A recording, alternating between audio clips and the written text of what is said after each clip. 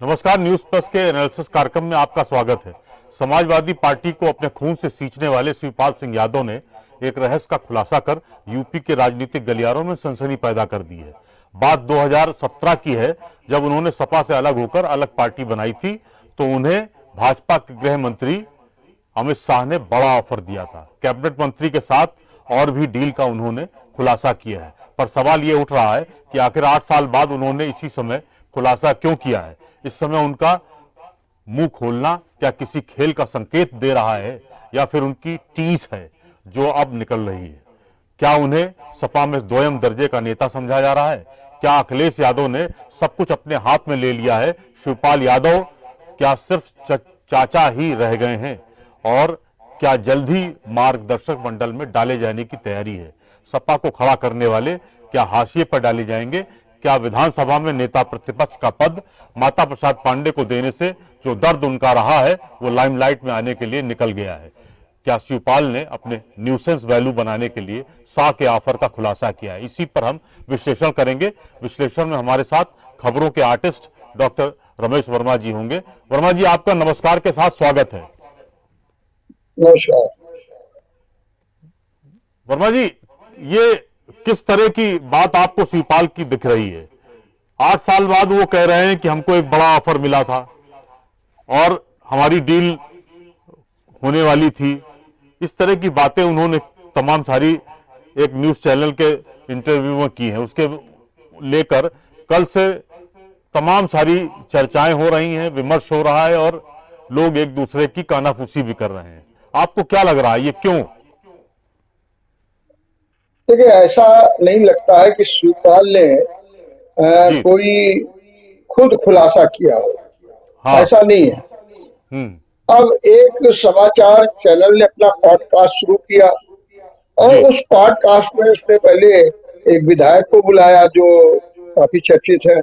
उसके जी। बाद उन्होंने शिवपाल को बुला लिया और इस पॉडकास्ट में वो कहते हैं कि वो अपने अंदर की बात, अपने जीवन की बातें सब बताएंगे। तो वो संपादक सवाल पूछते हैं, उसमें जवाब देते हैं। अब ठीक। वो ये भी आया कि बीजेपी का संदर्भ आया तो निश्चित रूप से शिवपाल जी ने ये कहा कि अमित शाह ने उन्हें ऑफर दिया था मंत्री पद के। जी। देखिए, सच बात तो ये है कि शिवपाल ये पहली बार कोई बात नहीं कर रही, इसके पहले भी खुलासा हुआ। आपको जी। जी। मालूम होगा कि जब माता प्रसाद विपक्ष के नेता बने तो उस समय योगी आदित्यनाथ ने सदन में कहा इस चर्चा के दौरान कि जी। एक बार चाचा को फिर भतीजे ने गच्चा दे दिया। हाँ। उसी समय शिवपाल खड़े हुए और हाँ। शिवपाल क्या कहते, 3 साल तो आपके भी तो संपर्क में रहे, आपने भी तो गच्चा दे दिया। तो हाँ। ये पहली बार नहीं है कि ऐसा हुआ है, इसके पहले भी। और दूसरी चीज किसको नहीं मालूम है कि जी। बीजेपी ने दौरे डाले और शिवपाल को वो बंगला दे दिया जो मायावती जिसमें रहती थी, भव्य आलीशान। और उस समय केवल जी। विधायक ही तो थे शिवपाल, एक सीनियर विधायक थे, लेकिन इतना बड़ा बंगला दे दिया, डोरे डाले। लेकिन यहाँ पर मैं दोनों की बात कहूंगा। जी। अगर बीजेपी को शिवपाल की जरूरत है तो शिवपाल को भी उस समय बीजेपी की जरूरत थी। दोनों ठीक। एक दूसरे की बात थी। अगर आप ये देखिए तो जब 2014 का चुनाव हुआ और नरेंद्र मोदी एकदम छा गए तो आने वाले चुनाव के लिए अमित शाह और मोदी के सामने एक संकट खड़ा हुआ कि जी। हम कैंडिडेट कहां से लाएंगे। क्यों, खास तौर से ग्रामीण अंचलों में, कस्बों में, क्योंकि शहर में तो मिल जाएंगे लेकिन कैंडिडेट। तो उन्होंने क्या किया कि जो जमीनी नेता थे दूसरे दलों के, उनको अपनी ओर आकर्षित किया, उन्हें अपनी ओर मिलाया। और ये नहीं देखा कि वो दागी है कि भ्रष्टाचारी है, उनकी छवि है, बल्कि उन्होंने देखा कि ये हमारे जो चुनावी गणित है उसमें फिट जी। बैठ रहा है, नहीं बैठ रहा है। और उन्होंने देखा कि जो फिट बैठ रहा है वो चाहे कांग्रेस का हो, चाहे सपा का हो, चाहे तो उसको उन्होंने शामिल किया और शामिल ही नहीं किया, बाकायदे टिकट दिया और टिकट देने के बाद जिताया और जिताने के बाद में उनको मंत्री जैसे पद भी दिए, इसमें भी दो राय नहीं। तो एक तो बीजेपी का। अब बीजेपी ने सोचा कि यूपी में बीजेपी का सामना करने के लिए समाजवादी पार्टी है। संयोग से अखिलेश और शिवपाल में 36 का आंकड़ा हो गया। 2018 में शिवपाल ने एक पार्टी भी बना ली, लेकिन जिन उम्मीदों के साथ पार्टी बनाई थी कि सारा कार्यकर्ता सपा का हमारी ओर आ जाएगा और एक नई क्रांति और बार्गेनिंग पावर हमारी बढ़ जाएगी, ऐसा हुआ नहीं, जिसके कारण उनकी भी मजबूरी थी कि बीजेपी की ओर वो आकर्षित हुए। और बीजेपी के, देखिए वो खुद कह रहे हैं कि बीजेपी के कहने पर उन्होंने फिरोजाबाद का लोकसभा चुनाव लड़ा, बीजेपी के कहने पर लड़ा, तुम लीजिए। और उसी बात कहते हैं कि हम बीजेपी में जाते, लेकिन उनकी नीयत में खोट है। अब बस यहीं पर बात बन गई कि ये जाना भी चाहते थे, वो उनको लेना भी चाहते थे, लेकिन कहीं ना कहीं बात बन गई। पहली बात तो ये थी मंत्री की, कि मंत्री का ऑफर दिया गया। निश्चित रूप से शिवपाल मंत्री खूब रह चुके हैं, इसलिए उनके लिए कोई बड़ी बात, निश्चित रूप से शिवपाल ने इससे बड़े पद की बात की हो। संभव है कि उन्होंने डिप्टी सीएम की बातचीत की होगी, लेकिन उनके पास डिप्टी सीएम में बैकवर्ड से केशव प्रसाद मौर्य ऑलरेडी नहीं है, इसलिए वहां पर वो बात नहीं बनी। ये भी लगता है कि फिरोजाबाद में अमित शाह के कहने से चुनाव लड़ते हैं और हार जाते हैं। हो सकता है कि उनको ये भी कहा गया हो कि फिरोजाबाद का चुनाव लड़िए और भारतीय जनता पार्टी आपका खुल करके समर्थन करेगी, आप चुनाव जीत जाएंगे, लेकिन ऐसा हुआ नहीं। वहां पर एक कैंडिडेट बीजेपी का खड़ा कर दिया गया, जिसके कारण उनकी हार भी हो गई। हमको लगता है जो ये नियत में खोट बता रहे हैं शिवपाल, हमको लगता है यही एक बड़ी, क्योंकि वो भी एक उनका बड़ा था कि फिरोजाबाद से चुनाव लड़ गए और बाद में कह रहे हैं कि अमित शाह के कहने से लड़े। तो अगर अमित शाह लड़ा रहा है तो भी जिताने की भी जिम्मेदारी है। और फिर उसके बाद वो कहते हैं कि नियत में खोट है, इसलिए इसके मतलब सीधा सीधा है, इनकी भी अपेक्षा थी, उनके भी अपेक्षा थी, लेकिन मामला जो है डील नहीं हो पाया, जिसके कारण इन्होंने अपना रास्ता अपना लिया, उन्होंने अपना रास्ता बना लिया।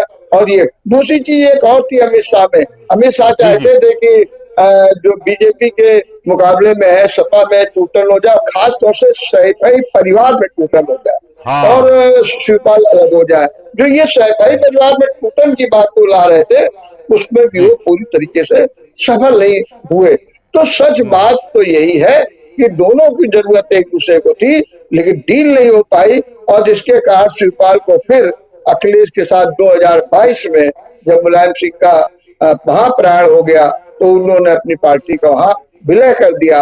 और कमोबेश अगर देखा जाए तो कहने को तो कुछ भी कहा जा सकता है, लेकिन अब एडजस्टमेंट तो चल ही रहा है, चाहे शिवपाल की ओर से चले और चाहे अखिलेश की ओर से। ठीक बात है। वर्मा जी, एक चीज और है, शिवपाल जी ने एक बात ये भी कही कि शिवपाल जब 2012 में हमारी सरकार की आई, मतलब ये हुआ सरकार बनाना है और हमें बहुमत मिल गया था, तब एक कमरे में हम लोग सैफई में बात कर रहे थे, उसमें राम गोपाल यादव भी थे, उसमें हम भी थे, मुलायम सिंह यादव भी थे, तमाम और लोग थे।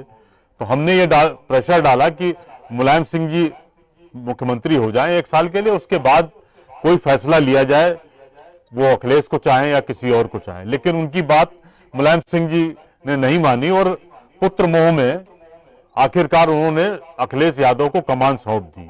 टकराव तो यहीं से शुरू हुआ, क्योंकि अगर ये बात ना होती तो शायद शिवपाल जी ये बात ना कहते इंटरव्यू में। उन्होंने ये बात कही और अपनी टीस या अपनी पीड़ा को जाहिर किया। आपको क्या लगता है कि पुरानी बातें कुरेद कर क्या कुछ वो अपनी बात कहना चाह रहे हैं क्या?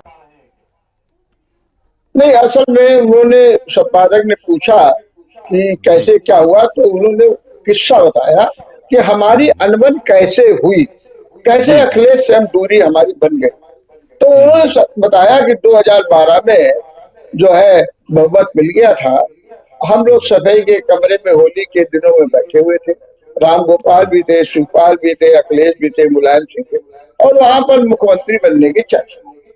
दरअसल शिवपाल मुलायम सिंह का अपना जो है उत्तराधिकारी मान रहे थे, वो कह रहे थे कि चीफ मिनिस्टर वही बने। लेकिन ये भी बात बिल्कुल सही है कि मुलायम सिंह आंतरिक रूप से अखिलेश को ही चाहते थे, लेकिन उस समय एक प्रस्ताव लाए शिवपाल, ये प्रस्ताव लाए कि ठीक है अखिलेश को बना दिया जाए, लेकिन मुलायम सिंह जी 1 साल रहे, और 1 साल रहने के रहे और उसमें कैबिनेट मंत्री अखिलेश बना दिए जाए और 1 साल के बाद अखिलेश को मुख्यमंत्री बना दिया जाए। माने उनको कहीं ना कहीं उनकी अपनी एक राजनीति थी कि 1 साल में हम ऐसा कुछ बना लेंगे और जैसा कि हम अपना फिर से प्रतिष्ठापित हो जाएंगे।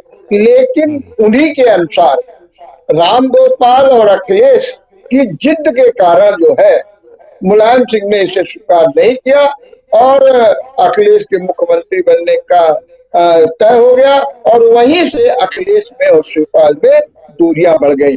ये बात जो है वो बताते हैं। लेकिन अब इसके पीछे की बहुत सी कहानियां हैं। कुछ लोग अमर सिंह को लेकर के कहते हैं कि अमर सिंह ने ऐसा भरा शिवपाल को, क्योंकि एक समय तक था कि शिवपाल और अमर सिंह एक थे। दिल्ली में अमर सिंह संभालते थे और शिवपाल लखनऊ में संभालते थे। तो कहानियां बहुत है, लेकिन बकौल पाल ने जो बात कही है उससे साफ दिखता है कि शिवपाल कतई नहीं चाहते थे कि अखिलेश मुख्यमंत्री बने, इसीलिए उसको टालना चाहते थे। लेकिन राम गोपाल और अखिलेश ने जिद की और मुलायम सिंह ने जो है अखिलेश को मुख्यमंत्री बना दिया। बस यहीं से शिवपाल की और अखिलेश की दूरियां बढ़ गई। आपको वर्मा जी लगता नहीं है कि शिवपाल जी थोड़ा आहत रहते हैं? वो भले ही ऊपरी तौर पे हंसते हों, लेकिन वो अंदरूनी या अवचेतन मन में उनको पीड़ा अभी भी कचोट रही है कि वो मुख्यमंत्री नहीं बन पाए या वो कद्दावर नेता नहीं बन पाए समाजवादी पार्टी के, जबकि उन्होंने पार्टी को सींचा है मुलायम सिंह के साथ। आपको क्या लगता है, वो पीड़ा आज भी मौजूद है? देखिए राजेश भाई, कोई व्यक्ति जब खूब पूरे वैभव में हो, और मुलायम सिंह के जमाने में जितने भी महत्वपूर्ण विभाग थे सबके जो है शिवपाल सिंह ही सब अगुआ थे। शिवपाल सब कुछ करते थे। शिवपाल सिंह को एक तरीके से चीफ मिनिस्टर माना जाता था। हालांकि उस समय बहुत लोग चीफ मिनिस्टर माने जाते थे, शिवपाल भी माने जाते थे, आजम खान भी माने जाते थे, लेकिन उतना नहीं चलती थी। हमारे कानपुर में हरमोहन सिंह जी थे, उनको भी लोग वही उसी दृष्टि से देखते। तो शिवपाल का एक जलवा था और निश्चित रूप से शिवपाल ने सपा के लिए काम भी किया, पसीना भी बहाया, इसमें भी दो राय नहीं है। लेकिन जब भी किसी व्यक्ति को इतना बड़ा वैभव हो और एकदम उससे उसको धरातल पर ला दिया जाए, कहीं न कहीं कचोट तो होती ही है। अब जैसे कि कुरेद दिया मुख्यमंत्री योगी आदित्यनाथ ने कि अरे भाई कुछ न होते तो विपक्ष के नेता ही आप बन गए होते, लेकिन अखिलेश ने यहाँ भी आपको कच्चा दे दिया। अब देखिए उन्होंने तंज के था। दूसरी चीज वो जो चाहते थे जिससे अब उनको खाली हाँ ये है कि अखिलेश ने तो संतुष्टि की, जैसे उनके बेटे को बधाई से टिकट दे दिया और वो भगवान की कृपा से वो चुनाव भी जीत गया। अखिलेश ने बड़ी वो भी मेहनत की और शिवपाल ने भी मेहनत की और उनका बेटा जो है वहां से मेंबर ऑफ पार्लियामेंट हो गया। तो ऐसा नहीं है कुछ किया है, लेकिन शिवपाल के सामने कोई विकल्प भी नहीं है। इसीलिए उन्होंने कहा कि अब हम पूरी तरीके से समाजवादी पार्टी के साथ रहेंगे। और इसमें एक और भी बात है, इसमें एक परिवार का भी दबाव था। जो उनका जो परिवार है, जिसमें उनके भाई है, अभी भी उनके परिवार के अन्य लोग हैं, उनका भी दबाव शिवपाल पर था कि नहीं, अब सैफई परिवार के लिए, उसकी प्रतिष्ठा के लिए सब एक रहो, और नहीं रहोगे तो ये स्थिति है। यही कारण है कि शिवपाल अब कह रहे हैं और कहा करते हैं कि 27 में हम अखिलेश को मुख्यमंत्री बनाएंगे और ये करेंगे, तो वो भी है। लेकिन ये बात भी सही है कि उनको जितना महत्व मिलना चाहिए उतना जो बाह्य रूप से देखने में लगता नहीं है। हो सकता है भाई अखिलेश सारी रणनीति पर उन्हीं से बातचीत करते हो, उन्हीं का निर्णय होता हो, और विपक्ष के नेता में भी उन्हीं से बातचीत की हो उन्होंने। लेकिन जो बाह्य रूप है, जो धमकदार नेता का स्वरूप होना चाहिए, निश्चित रूप से वो तो नहीं है। इस कारण जो है उनके चेहरे में वो भावगिरा नहीं दिखती है, वो उत्साह नहीं दिखता है, वो ऊर्जा नहीं दिखती है, वो आत्मविश्वास नहीं दिखता है, वो राजनीतिक क्षमता नहीं दिखती है, वो जुझारूपन नहीं दिखता है शिवपाल में जो पहले दिखा करता था। ठीक बात है। वर्मा जी, आपको क्या लगता है कि अखिलेश ने पूरी पार्टी को अपने हाथ में ले लिया है और सारे फैसले वही ले रहे हैं? क्या रामगोपाल यादव और शिवपाल जी हाशिए पे चले गए या मार्गदर्शक मंडल में डाल दिए गए? आपको क्या लगता है? अभी तक की जो सिचुएशन है उसमें ऐसा लग रहा है कि सर्वे सर्वा आप अखिलेश ही हो गए हैं? देखिए, सर्वे सर्वा तो अखिलेश हो गए और उनको बैक से राम गोपाल ने जो है सपोर्ट किया पूरी तरीके जी। से। राष्ट्रीय अध्यक्ष जब बने, मुलायम सिंह को संरक्षक बनाया गया, जो एक महाधिवेशन हुआ लखनऊ में, तो जी। पार्टी की कमान तो पूरी तरीके से संभाल ली है अखिलेश ने। सारे जी। फैसले उनके, सब कुछ, क्योंकि राम गोपाल ने उनको समझाया। और यही कुछ कारण था कि राम गोपाल में शिवपाल में जम करके चलती थी। अब हाँ। इधर कुछ मनमुटाव कम हुआ है, वरना तो राम गोपाल और शिवपाल दोनों एक दूसरे के दुश्मन थे। क्योंकि शिवपाल ये मानते थे कि मेरे मार्ग में, मेरे राजनीतिक भविष्य के, मेरे राजनीतिक मार्ग में सबसे बड़े रोड़ा जो है वो राम गोपाल ही है। इसलिए राम गोपाल में उनकी पट्टी नहीं थी। हालांकि अभी उसके इस इंटरव्यू में उन्होंने भी कहा कि नहीं नहीं, अब जी। ठीक हो गया है और हम लोग मिल रहे हैं, लेकिन फिर भी अभी वो जो कहते ना कि रहीमन धागा प्रेम का मत तोड़ो हाँ। चटकाए, टूटे से फिर न हाँ। जुड़े, जुड़े गांठ पड़ जाए। तो गांठ हाँ। पड़ गई है अखिलेश और शिवपाल में भी, गांठ पड़ गई है शिवपाल में भी और राम गोपाल में। लेकिन एक बात जो इस समय बहुत अच्छा समझ में आ रही है, जब से दिल्ली हाँ। अखिलेश चले गए हैं लोकसभा में, तब जी। से राम गोपाल भी एक किनारे हो गए। वरना ऐसा लगता था कि लखनऊ संभालेंगे अखिलेश और दिल्ली संभालेंगे राम गोपाल। लेकिन अब जी। राम गोपाल की भी जो धमक थी वो भी अब हाँ। कमजोर पड़ गई है। और हाँ। खास तौर से जो पीडीए का फार्मूला लाए और जिस हाँ। तरीके से 2024 के चुनाव में बीजेपी को नंबर 2 पे लाके खड़ा कर दिया, 43 सीट ला करके जी। अखिलेश ने, जी। उससे हाँ। निश्चित रूप से उनकी एक उभरी है छवि, और उस छवि का फायदा भी उनको मिल रहा है। और उसी गणित की, उसी जुगत में अखिलेश आज भी लगे हुए हैं। वर्मा जी, क्या आपको लगता है कि अब जिस तरह से अखिलेश की चाल है और आपको लगता है कि फैसले वही लेंगे, 2027 का चुनाव उन्हीं की पूरी अगुवाई में लड़ा जाएगा, या इसमें कहीं ना कहीं आहूत में थोड़ी सी घी का काम शिवपाल जी और रामगोपाल यादव करेंगे, कि सब कुछ वही करेंगे? देखिए, राम गोपाल और शिवपाल साथ तो रहेंगे, लेकिन जी। चुनाव तो उन्हीं के अगुवाई में लड़ा जाएगा, इसमें तो दो राय नहीं है। और जी। वही जी। मुख्यमंत्री के चेहरा भी होंगे, भले वो आज जी। मेंबर ऑफ पार्लियामेंट है, लेकिन हाँ। मुख्यमंत्री का चेहरा सपा से जब बात होगी तो वो अखिलेश ही होंगे। वहां न कोई शिवपाल होंगे और न राम गोपाल। ये जरूर है कि ये लोग संगठनात्मक तरीके से अपना काम करेंगे, सब कुछ। देखिए, एक बात और भी है, जो नेतृत्व में जो गुण होना चाहिए वो कहीं जी। ना कहीं अखिलेश में सब दिखाई देते हैं। अब वही हाँ। चीज है, अगर सत्ता की दृष्टि देखा जाए तो शिवपाल उतने बाहर नहीं दिखाई देते हैं, राम हाँ। गोपाल भी उतने नहीं। राम गोपाल तो कहो ठेठ भाषा में बात करते जा करके। जी। तो जी। जी। अगर इन दोनों का मुकाबला देखा जाए तो जो हाँ। जनता को अपनी ओर खींचने का अगर किसी में जज्बा है, जनता जी। को अपनी ओर लुभाने का है, जनता में एक आकर्षण पैदा करने का जिस नेता में इन लोगों में से है, उनमें एक अखिलेश ही है। यही कारण है कि अखिलेश के साथ भीड़ भी जुड़ती है, अखिलेश के साथ जो युवा भी जुड़ता है, अखिलेश के साथ सपा भी जुड़ती है, सब कुछ जुड़ते हैं। उतना जो है चीज जो है शिवपाल के लिए और नहीं दिखती है, और न राम गोपाल। इसलिए चेहरा भी वही होंगे, उन्हीं के नेतृत्व में चुनाव लड़ा जाएगा, टिकट भी वही बांटेंगे। हाँ ठीक है, कहीं ना कहीं कोई विवादित मामले होंगे तो शिवपाल और राम गोपाल की रजामंदी होगी, लेकिन जो फार्मूला उन्होंने पीटीए को बनाया है उसी आधार पर वो टिकट भी बांटेंगे और थोड़ा बहुत इन लोगों को भी संतुष्ट कर देंगे। लेकिन अगर ये कहा जाए कि कहीं कोई ये दो लोग भी उभर के आएंगे तो ना उनमें ऐसी हमको क्षमता दिखती है। वो संगठनात्मक तो बहुत मजबूती से काम कर सकते हैं शिवपाल भी और राम गोपाल भी, लेकिन जो जनता के नेतृत्व की बात जहां आएगी वहां पर तो अखिलेश ही खड़े उतरेंगे। वर्मा जी, एक चीज और आपसे जाना, मुलायम सिंह जी ने समाजवादी पार्टी को कहीं ना कहीं पूरी नीचे से लेकर ऊपर तक सब हर जिले में उन्होंने खड़ा किया। क्या आपको लगता है कि वो जो जिले में जो सल्तनत बनी थी उसको अखिलेश यादव ने ओन कर लिया है, या अभी भी उसमें आप संशय देख रहे हैं कि आप वो अपनी तरफ से सारी चीजें करते जा रहे हैं? जिलों के परिप्रेक्ष्य में जानना चाह रहे थे आपसे।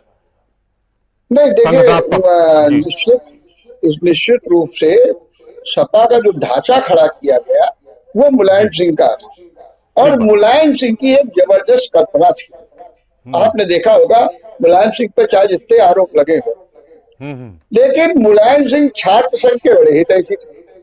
छात्र हम्म। संघ के चुनाव होने चाहिए, छात्र नेताओं को ही होना चाहिए। उन्हें मालूम था कि जो हम्म। नई पौध आएगी वो कहां से आएगी, तो जी। नई पौध को लाने का काम, क्योंकि उन्होंने देख लिया कि जनसंघ में उस समय जनसंघ और बीजेपी वगैरह में ये सब व्यापारी वर्ग जाता है, सब कुछ चले जाते हैं, धनाढ़ वर्ग चला जाता है। कांग्रेस में भी लगभग वही स्वतंत्रता संग्राम सेनानी क्रांतियों की भीड़ है, लेकिन नई पौध, तो उन्होंने वो छात्र संघ के बड़े हिमायती थे। एक बात तो उन्होंने कहा कि हम चुनाव जीतते ही छात्र संघ बनवा देगा, और किया नहीं। तो हुआ जी। क्या, जो छात्र संघ से चुनाव निकलता नेता निकलता था, अब उसे हाँ। भी नेता बनना था, तो वो नेता हाँ। बनने के लिए उसको मंच तुरंत मुलायम सिंह से मिल जाता था। इसलिए आप देखें जितने भी नेता हुए कानपुर में, जितने भी, सब समाजवादी पार्टी से, जी। और उसको तो वो एक नया आधार प्रस्तुत कर देते थे, इसमें भी दो राय नहीं है। तो उन्होंने पार्टी को बड़े अच्छे थे, जैसे कि माइनॉरिटीज को उन्होंने अपने साथ जोड़ा। हालांकि उनके कुछ बयानों को लेकर के काफी विवाद रहा, लेकिन जी। उन्होंने एक हमदर्दी दिखाई, और हमदर्दी दिखा करके माइनॉरिटीज की ओर अपने ओर जोड़ा। उनके उनके जो जाति का वोट तो उनके साथ में था, लेकिन जो युवा वर्ग को उन्होंने जोड़ने का काम किया। आपको मालूम होगा कि कानपुर में आते थे तो जी। युवा नेताओं को नाम से पुकार देते थे, तो हाँ। उसका हौसला बढ़ जाता था। तो हाँ कितना जी। मतलब तक हुआ करता था। तो ये सारी उनमें एक खासियत थी मुलायम, और मुलायम सिंह में एक और अपने कार्यकर्ता का और अपने नेता का बड़ा ख्याल रखते थे। जरा भी कोई बात होती उसके घर जरूर पहुंच जाते थे, वो उससे विचार विमर्श करते थे, फोन से कांटेक्ट करते थे। ये उनमें बड़ी खूबसूरती थी, और उसी का लाभ जो है समाजवादी पार्टी ने उठाया, और समाजवादी पार्टी इस रूप में खड़ी हो गई। निश्चित रूप से उसकी जो संगठनात्मक ढांचा को मजबूत करने का काम शिवपाल ने किया, इसमें भी दो राय नहीं है, लेकिन जो उसकी कहीं ना कहीं रणनीति बनाने वालों में, उसके सैद्धांतिक पहलुओं को आगे बढ़ाने वालों में चौधरी रामगोपाल का नाम है। ठीक कह रहे हैं आप। वर्मा जी, अभी तो चुनाव में बड़ा टाइम है, बड़ा वक्त भी है, और आपको क्या लगता है भाजपा जिस तरह से अपना काम कर रही है, समाजवादी पार्टी बहुत एग्रेसिव है, हर छोटे छोटे मुद्दों पर ट्वीट करते हैं अखिलेश यादव, और इसके अलावा कोई और नेता नहीं उनके यहाँ, समाजवादी पार्टी का कोई और नेता ट्वीट नहीं करता है या कमेंट नहीं करता है, एडवर्स हो या पॉजिटिव हो, दोनों तरह के। तो आपको क्या लगता है आने वाले वक्त में सपा बनाम बस भाजपा ही होगा, या आप इसमें कहीं आप देख रहे हैं कि कांग्रेस का भी एक एक हिस्सा जो है वो गरमाएगा? कांग्रेस लगातार ब्राह्मण वोटों पर या वोट बैंक पर पूरी नजर रखे हुए है। आपको क्या लग रहा है किस दिशा, किस ओर यूपी की पॉलिटिक्स जा रही है? देखिए, फिलहाल तो लगता यही है कि बीजेपी और सपा ही आमने सामने, जी। और इसीलिए दोनों अपने तेवर को बराबर बनाए हुए हैं। अगर बीजेपी की ओर से देखिए तो रोज मुख्यमंत्री योगी आदित्यनाथ किन्हीं न किन्हीं कार्यक्रमों के माध्यम से जनता को रिझाने का काम कर रहे हैं, वोटर्स को रिझाने का काम कर रहे जी। हैं। जी। लेकिन वही दूसरी सभा भी जो है उनके हर मामले में कहीं तंज कस देती है, कहीं कुछ कर देती है, और उनकी हर चीज का जवाब दे। जैसे जीएसटी का मामला आया, कोई बोले चाहे कांग्रेस बोली हो चाहे न बोली हो, अखिलेश तुरंत बोल गए कि जीएसटी हाँ। ठीक है आप कम अप कर लीजिए, लेकिन वो महंगाई जो है कम होने वाली नहीं है। तुरंत ठीक उन्होंने बात। ये कह दिया। अभी एक हाँ। और भी मुद्दा मुख्यमंत्री ने उठाया, तो उसमें अखिलेश ने कह दिया साहब इनकी तो प्रचार करने की। और दूसरी चीज एक और आपको बता जी। कि भारतीय जनता पार्टी भी ये मानती है कि हमारा संघर्ष सपा से ही होना। बीजेपी भी ये मानती है, अमित शाह भी मानते हैं, सब कुछ। आपको मालूम होगा, अभी तो हम जी। लोग शिवपाल की बात कर रहे हैं, अभी हाँ। 2 दिन पहले समाजवादी पार्टी के प्रवक्ता सांसद राजू राव का जन्मदिन था, और हाँ। उस जन्मदिन में अमित शाह का फोन उनके पास आ जाता है। वो जी। बधाई देते हैं, अब पूछते भी हैं कि आपकी उम्र क्या है। अब वो राजू राव कहते हैं कि जो है वैसे तो लिखा पढ़ी में 56 साल है, लेकिन वरना मैं 53 साल का हूँ। तो अमित शाह बधाई भी दे सकते। अब इस बात को लेकर के भी सियासत बहुत गर्मा गई है कि क्या मामला है, वीडियो भी वायरल हो गया है कि क्या मामला है। अमित शाह क्या अभी भी चाहते हैं कि सपा को थोड़ा सा कमजोर किया जाए, और जब तक सपा कमजोर नहीं होगी तो मुकाबला बड़ा कड़ा होगा। तो अभी भी ये सब चर्चाएं चल रही है, लेकिन फिलहाल तो सपा और बीजेपी आमने सामने दिख रही है। हाँ, लेकिन जैसा कि अखिलेश की नीति है और उनकी जी रणनीति भी है कि वो कांग्रेस को फिलहाल जो अब तक की स्थिति है वो साथ में ही लेकर के चलेगा, ताकि वो कांग्रेस का जो है, चाहे ब्राह्मण से जुड़ा हुआ वोट हो, कोई भी हो, वो उनसे जुड़ेगा। दूसरी जी चीज एक बात और भी, ब्राह्मण भी चाहता है कि वो देखता है कि सत्ता किधर जा रही है। जब ब्राह्मण को ये लगेगा कि अकेले कांग्रेस लड़ रही है, उसे लगेगा कि अरे अकेले कांग्रेस से कोई फायदा नहीं। लेकिन सपा जी के साथ जब लड़ रही है और वो अपनी हाँ स्थितियां देखेगी, तो जहां पर कांग्रेस की मजबूत स्थिति होगी वहां पर ब्राह्मण उनके साथ जुड़े, अगर बीजेपी से नाराज हुआ तो। अभी अभी मुझे ऐसी स्थिति नहीं दिख रही है, जी तो जी उसका फायदा जो है वो कांग्रेस को मिलेगा। और समाजवादी पार्टी भी जानती है कि अगर ये बात की तो ठीक है, भले ही ब्राह्मणों का वोट सपा को न मिले, लेकिन कांग्रेस को मिलेगा तो जो हमारा गठबंधन है वो तो जी मजबूत होगा, सीटें तो भी जी हमारी बढ़ेंगी, क्योंकि हमें 2027 में अपनी सरकार बनानी है। वर्मा जी, आपका बहुत बहुत धन्यवाद। बहुत अच्छी आपने एनालिसिस भी की, विश्लेषण के हर पहलू पर को आपने छुआ है, और समाजवादी पार्टी का मुझे लगता है एक ब्लूप्रिंट आ गया कि अंदर क्या किस तरह की कशमकश चल रही है, या किस तरह का उनका संगठनात्मक ढांचा जिस पर काम किया जा रहा है, और कौन वहां पर ट्रेंड सेट कर रहा है। माना तो यही जा रहा है कि अखिलेश यादव ही सब कुछ नीति निर्धारण और निर्णय वही फैसले ले रहे हैं। तो आपका बहुत बहुत धन्यवाद। नए विषय पर फिर आपके साथ जुड़ेंगे। शिवपाल सिंह यादव के खुलासे ने तमाम सवाल उठा भी दिए हैं, लेकिन हर कोई कह रहा है कि शिवपाल सपा में सबसे कमजोर कड़ी हो गए हैं। कार्यक्रम कैसा लगा, अपनी राय कमेंट बॉक्स में साझा करें। धन्यवाद, नमस्कार।